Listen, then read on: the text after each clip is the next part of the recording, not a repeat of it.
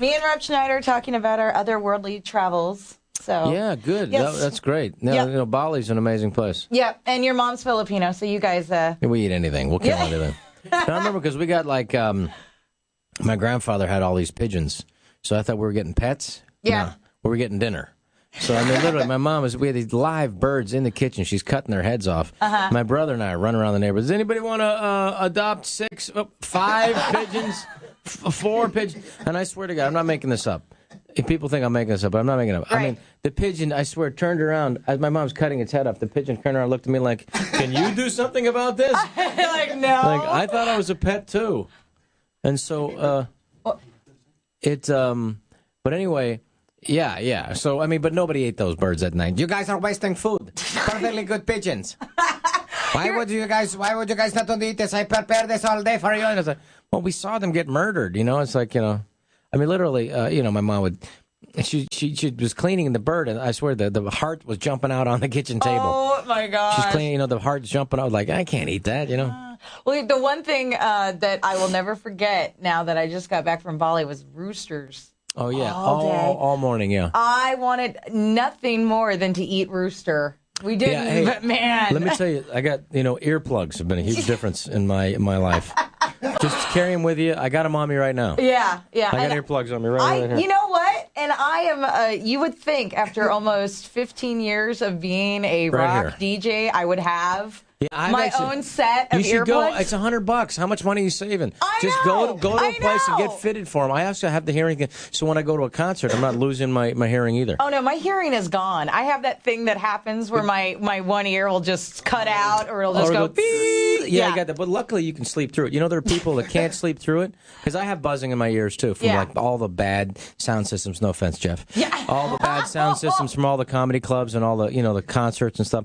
And I'll wear earplugs. And I'll put them in. Even when I go because my wife likes to go salsa dancing. I'll wear these plastic little things that take out 60% of the sound. Yeah, and it's still loud. I know, but see, for me, I've lost so much hearing. I'll put them in, and then I can't hear anything. No. But use those. But go to get those things before you lose any more. Okay. Because here's what happens. It's just like it's like an upside down pyramid. You're just gonna get worse and worse and worse the older you get. I know. But you're gonna be hello, what? You're gonna have a whole generation of people who have that. You sound like my husband. I'm like, okay. But you could it's $100. Just go get fitted. It takes 5 days and then you got them, and then just put them in your ears. Yeah, the good ones, the good kind. Yeah, I got those. I was weird. I just brought them yesterday just in case because I'm gonna probably go to Deep Elm and rock out after the Arlington Improv. I'll probably head over and listen to some music. Oh, good. Well, now everybody knows where you're going to be. Oh, yeah. So yeah, here's the interesting thing. Well, I'm going to ask you a lot of stuff that I'm sure listeners want to know, but I was looking at some of your stand-up because I realized I haven't seen you do stand-up in years. Yeah. It's been about 20 years. I took a break. No, that long? I took a break. My God. I took a 2-decade break. But actually, the 80s was like a more interesting time to do stand-up than I figured the last 20 years. Now it's interesting again. Okay. So I mean, for me, that's, how I started was a stand-up. But then I did stand-up, and it was great, and it was fun, everything. And I started getting movies and doing television. And then I did a movie with Chris Rock and Adam Sandler and David Spade, and they just started talking to me, especially Chris Rock was like, you got to get back and start doing it. And I went, I don't know, man. I have to say, you just got to just get up there and do it. And so I started doing it, and I'm having fun. Yeah. I'm enjoying it. And it's also fun to go around and see what people are, the immediacy of it, Right, and exactly. And you get a reaction. And you got to earn it, And truthfully, I mean, Jeff will attest to this. I never got to the place where I was I had a good 25 minutes, like Spade had a good 25 minutes, Sandler had a good, and that was it. We never had like a killer hour. When, and it's like, to be a stand-up, you have to have a killer hour. Right. And now I have a killer hour, but it's like, it was something like, that was in the back of my mind, it's always something I've wanted to do. And it's hard to do. It is the toughest because I don't care how famous you are. Yeah. And Jeff will attest to this. When you're up on that stage, maybe they'll give you a minute. Maybe they'll give you 2 minutes. And then you better be funny. And you better be funny, And then you got to... And so I like that challenge. And it's also fun to...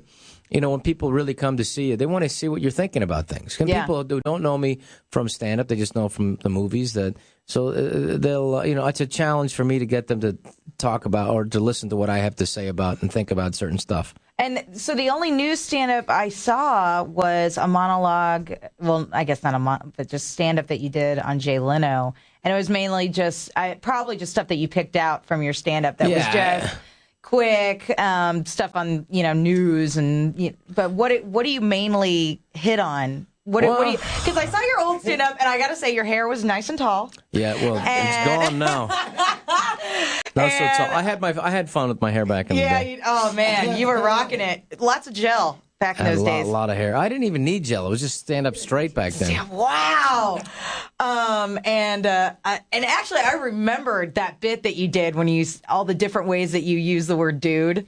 Yeah, well, because what happened was I woke up one morning and my brother called me, and I was staying up late at the time because I was a stand up comedian. So you get up at if somebody calls you at 10 in the morning, it's 5 in the morning for normal people. And because we're up till 4, either writing jokes or hanging out or talking to other comedians, and so my brother called me, dude, you got to get down here, dude. I go, what? I'm just waking up. He said, hey, this is the surf is insane out here, man. You got to come out here. My older brother Stan. And I went, nah, man, I'm just still sleeping. He said, dude, you got to get down here. And dude, you can see it right now. It's insane. And I was like, did you say the word dude 3 different ways? And so I came up with that joke, and it just made me say, dude, it's like the Polynesian. I'm from California, where the word dude comes from. It's like the Polynesian word aloha. It has more than just one meaning. You can use it to say hello to people, like, dude. It's also used to mean listen or come here. Dude. But its most important meaning is you blew it. Dude. It can also mean, are you in the closet with a knife?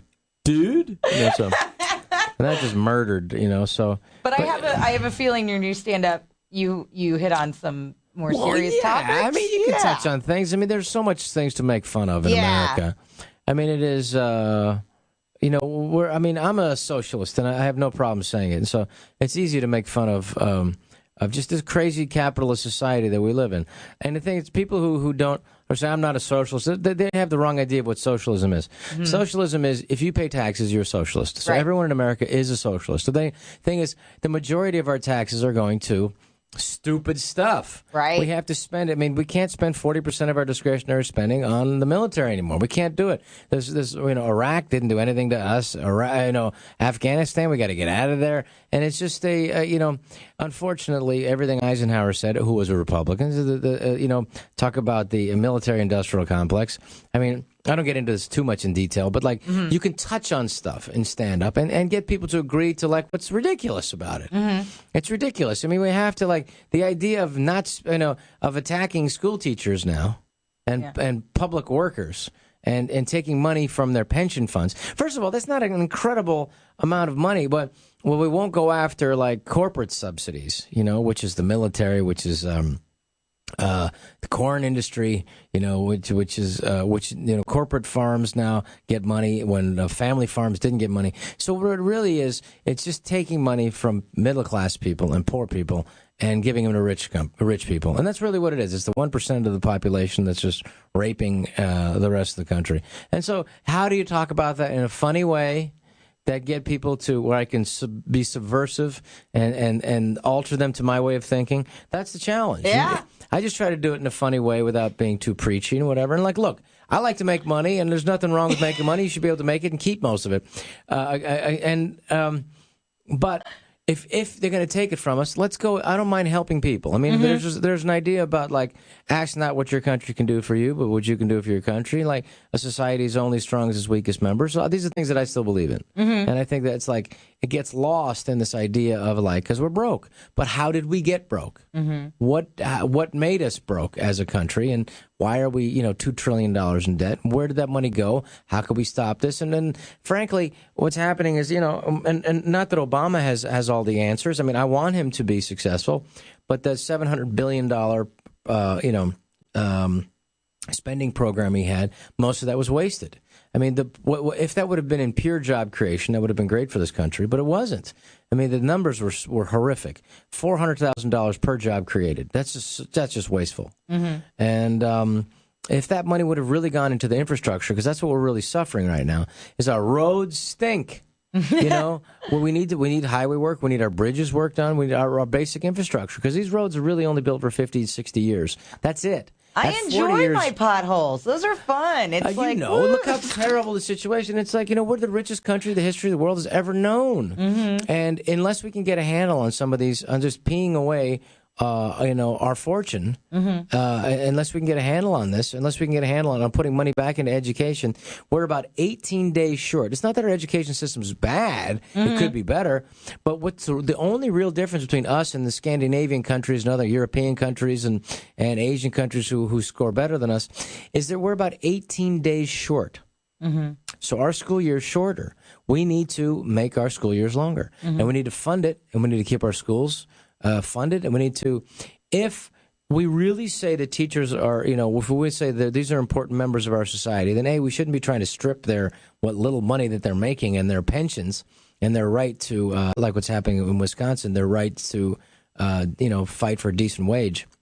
I mean, people have to realize, too, it's like when people say, yes, the unions can have too much power, but their unions came into being because there were children in coal mines, and they weren't there on a school trip. They were there working 16 hours a day. And so unions, every battle that was successfully fought for unions was done over blood. I mean, they used to, the police, originally the police, the idea of the police, which comes from ancient Rome, but the modern version of the police were there to beat up workers who didn't want to go to work, or workers who were striking for a decent wage. And these are whether it's the Pinkertons or whatever, that's the modern vision, modern equivalent to what the police are today. That's an old version of what the police are today. So anyway, my point is, how can you talk about this stuff that's relevant and make it funny? Yeah, and so you just try to do it, and without getting too deep into it. I mean, what's another wasteful thing is, no matter, even if we do get a handle on our military spending, which is more than any other country in the world, all combined, which is insane, we still are going to not be able to get out of this mess because our population is unhealthy. We have to get people healthy. We got to get people, eating right. We got to get them exercising. We got to get, and then get a handle on it. And it's like, and then if we want to stop this, any problems with the Middle East or with the fluctuations of gas, it's really simple. It's to no longer purchase oil from the Middle East. It sounds to me like you're campaigning. Well, I am. I'm campaigning for America. I'm not trying any of this for me. Right. I'm just talking about what's really simple things that we could be doing. How long are you planning to do your stand-up for? Are you going to be out on the road? No. I'm going to do it for about a year, maybe a year and a half, and then that's it. Yeah. I mean, I can't see myself doing it that much longer because it's tiring. Is it just kind of something that... Well, something that I feel like I'm compelled to do right now. Right. In a way that I can, be funny, talk to people, and then touch on subjects, and then get people to... I mean, comedy, even Hitler knew that, it's comedy subversive. He didn't want to have Charlie Chaplin's The Dictator shown because he knew that could affect the way people think. Right. And so it's a powerful way. And it's also, I like getting out there and meeting people. I mean, I've been making movies for 20 years for America, and it's like, but I haven't been out there talking and meeting people. So to me, it's interesting to touch on these things, see what other people think, and you'd be surprised whether you're a Democrat, Republican, or an independent like I am. We have the same concerns. We care about the country. We want to make sure people their kids get educated, that we have good roads, their infrastructure is good, and that if everybody just cut back 10% of their oil consumption, just 10%, we would no longer need to purchase any oil from the Middle East.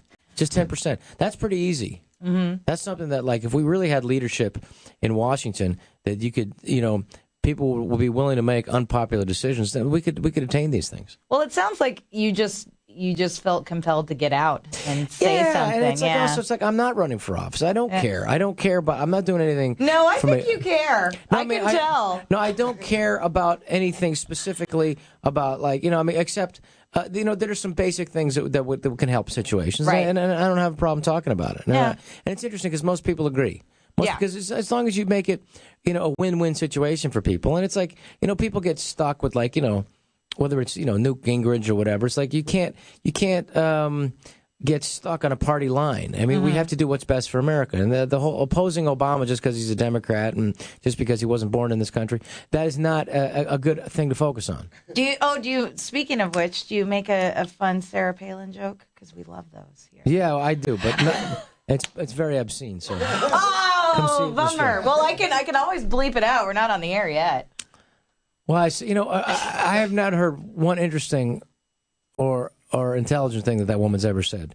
And she's got advisors at this point. So I just find her to be innocuous and, just not the most intelligent person. But, like, she's cute. That's the only thing I think of. She's kind of outdoorsy and cutesy, and that's enough, apparently. I mean, look at Sarah Palin. If you're a guy, you can think, okay, all right, I'd fuck her, so what? But I'm going to wear a condom because I don't want my dick to get any dumber, Because you never know. Yeah. You never know. Well, you're going to be touring for the next year and a half, and then maybe, yeah. Yeah, and we'll see how it goes tonight. I'm and I'm sure everybody wants to know when the next movie is on the way. Well, believe it or not, I'm doing a dance movie. I know I don't look like it. Yeah. No, you're lying. It's a salsa movie. Yeah. Really? Yeah. It's called Teach Me to Dance. That's my next movie. It's a salsa movie. I'm learning salsa, cumbia, samba, and merengue and stuff. Can you do a move? Because we're filming. Can you shake the hip? All right, I'll do. Yeah. Hang on. Clear the area. Here we go. It's basically, this is the also side to side is easy.